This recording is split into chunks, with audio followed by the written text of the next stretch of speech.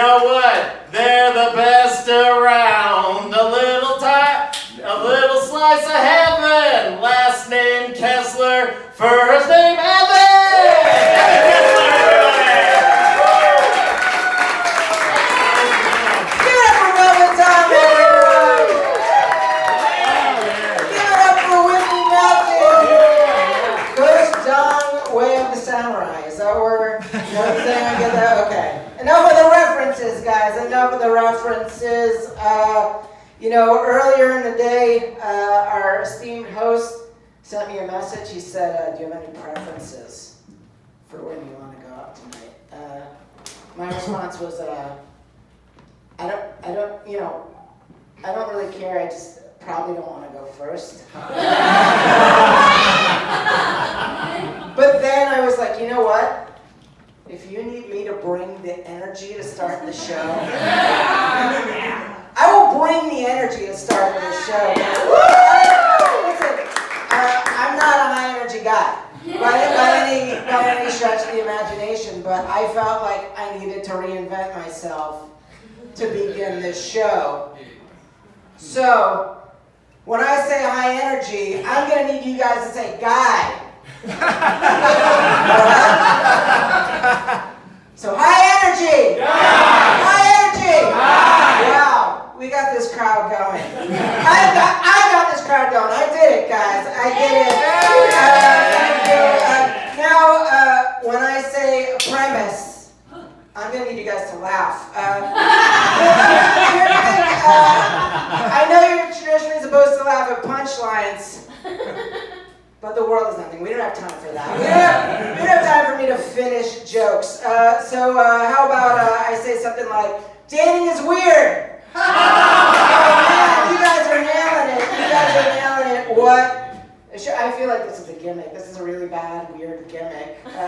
I'm a little ashamed of myself. I'll be honest. I've always had a really hard time just connecting with people, you know? Like, as a comic, it's hard because sometimes I don't know where I'm coming from, you know? Like, a lot of comics, they have points of view. A lot of comics will be like, I grew up poor. And that's one point of view, right? A lot of people are like, I didn't grow up poor, I had a nanny. A lot of comics have nannies. You don't know that. A lot of rich comics out there. A lot of rich comics. Not this guy. If you know, there's how there's like different comedy tours based on like what type of person you are. There's like the blue collar comedy tour. The comedians in comedy. I don't know. Those guys are just comedians. Me, I would just be like the upper white middle class male of comedy, that's what I would be.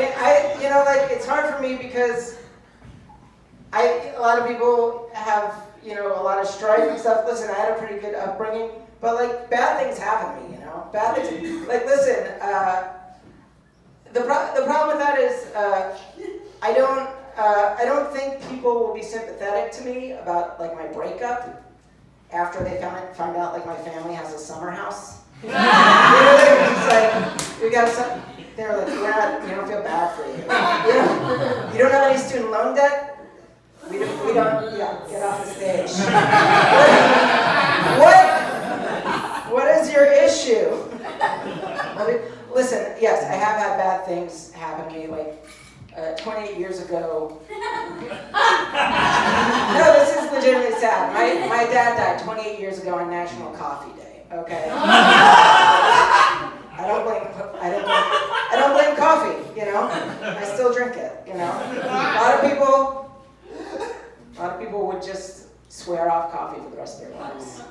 But every National Coffee Day, I read a tweet. In remembrance. Because that's how you do it. That's how you pay tribute these days.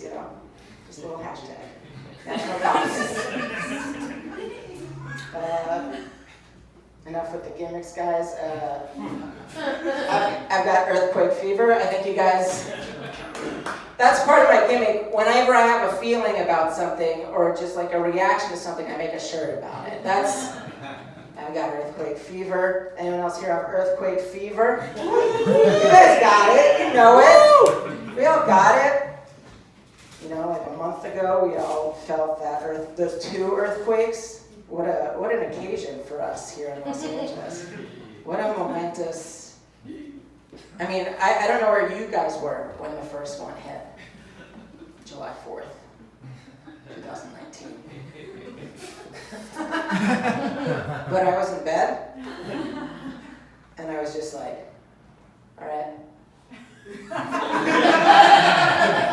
This is happening. What should I do? And then, you know, like it goes on for like 20 seconds. You're like, I'll get up and I'll hide under a thing if it keeps going. And then it keeps going and you're still in bed. You're like, it's fun. Here's what I did. Like after the earthquake stopped, I walked into my kitchen and I noticed all the cabinets had opened up. Like, or had they? Did I just leave all the cabinets? That's the kind of life I lead. That's my everyday. Are the cabinets ever closed? I don't know. Then the next night, July 5th, 2019, a stronger one hit. Same thing happened. I was in bed, because that's where I am 95% of the time. That's how depression works, guys. You're in bed. You're in bed. Stay there. And same thing, just like it kept going. And I was like, should I? I did put a foot on the floor, you know? I was like, I gotta get up. No, you know what? It's gonna end before I get out of there. But it didn't end, it kept going. Eventually left the house. But like an hour later. To get earthquake supplies, guys. We don't know when the big one's gonna hit, you know? Like I feel like a lot of people have plans for the big one, you know? Not like they're gonna have a party and they're trying to figure out what they're supposed to do. My plan for the big one is just I want to just go on Tinder and swipe until I match with someone who has an earthquake preparedness kit. Because I don't know if you guys have an earthquake preparedness kit, but my earthquake preparedness kit is just a tote bag with granola bars I stole from work over a span of 2 years.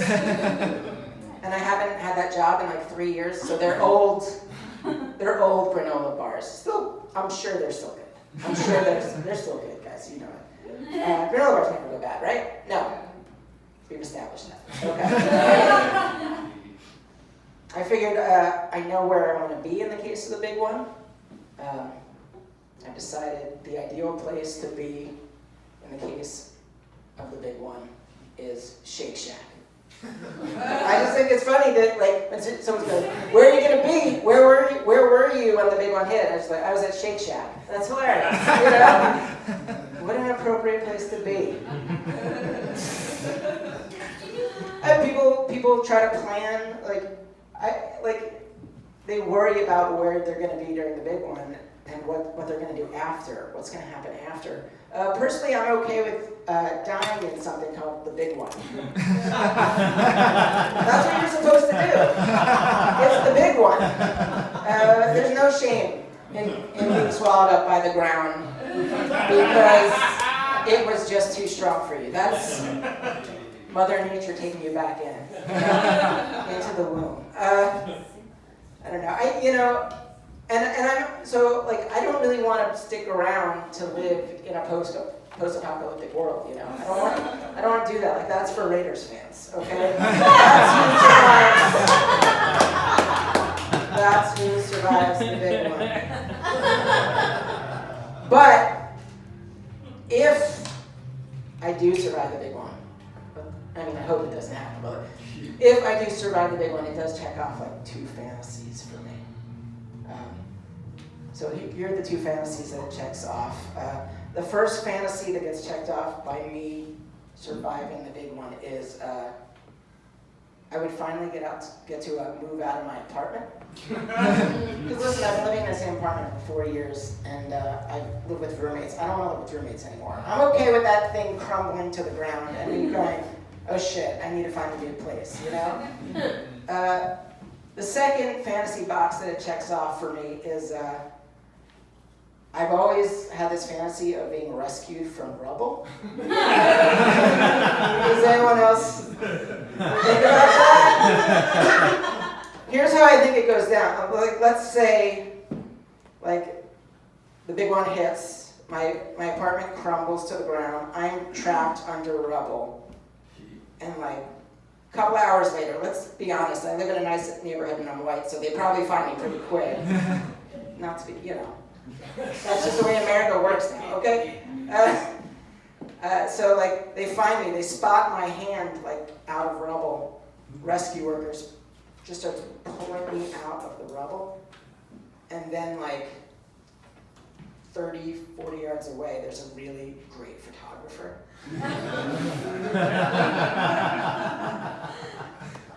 And just as the guy's pulling me out, snap.